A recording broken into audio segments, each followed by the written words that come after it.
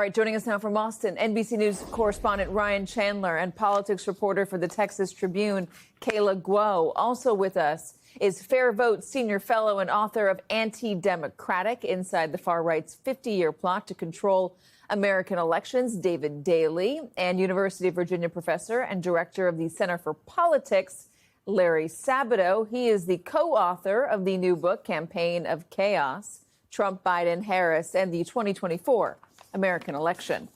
All right, Ryan, first off to you. You joined us yesterday as this is all just getting started. Democrats were coming back. One Democrat even sleeping on the House floor because she didn't want a escort. What's happening there? I hear cheers. I want to show you the scene here, Katie. You're right. This map is on fast track to passage, but not without quite a bit of protest. You see the Capitol Rotunda directly under the dome, just a few yards from the House chamber where all this debate is going down. Congressman Greg Casar is speaking right now. We just heard from Congressman Al Green, Congressman Lloyd Doggett, some of the most outspoken members of the Texas Democratic congressional delegation here.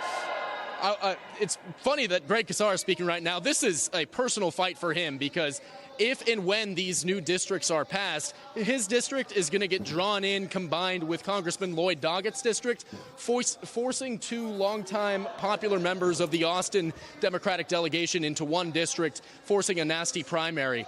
So you see a lot of Democrats here are concerned and anxious, but it's not going to stop passage on the floor. We expect that as early as tonight, Katie. So, Kayla, we're seeing, as Ryan was showing us, that protest on the floor, the Democratic congressmen, congresspeople speaking.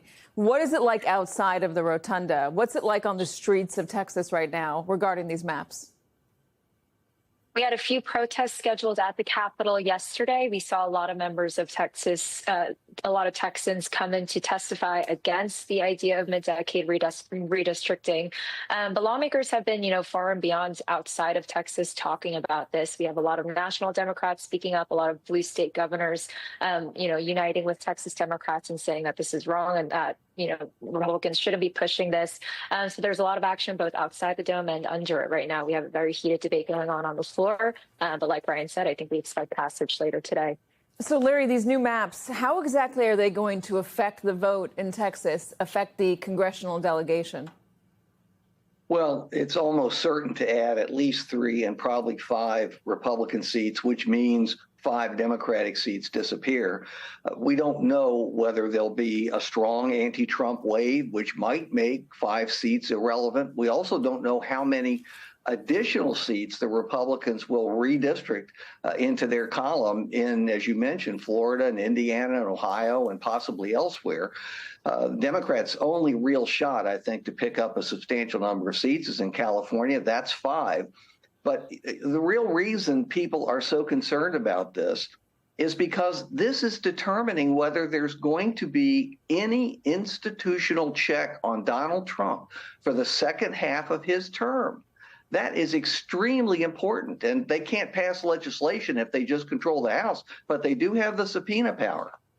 Larry, is there any threat here, any risk here for Republicans that redrawing these maps might end up in them losing seats? I know that the maps are being drawn on 2020 census data, which is not entirely accurate, not entirely up to date. There were issues with that data collection. Is there an actual risk here? I don't think there's much of one. I never rule out anything completely, but I don't think there's much of one. I think they will gain in the short term. Let's say they gain, and it's possible they'll get a total of 7, 8, 9 seats. Once you take the whole country into account, the other states that can redistrict. Well, that's a lot of seats in a closely divided House and a closely divided country. On the other hand, if there's a wave of opposition to Trump, then Democrats should be able to take the House anyway, though their margin might be slim. All right, David, the Supreme Court had a chance to get involved in political gerrymandering because of maps, I believe, in Wisconsin, and they didn't do so. What has that led to? It's led to this redistricting Armageddon that we are watching right now. The Supreme Court could have put an end to this back in 2019. It's a case from North Carolina called Rucho versus Common Cause, and it arrived at a time in which federal judges appointed by presidents of both parties looked at gerrymanders drawn by both parties, by Democrats in Maryland, by Republicans in Ohio and Michigan, Wisconsin, and North Carolina. And they said, we have all the tools we need to decide when these go too far. And moreover, if we don't take on this role, politicians cannot be trusted to actually do so. There is no other check other than the courts on gerrymanders gone wild.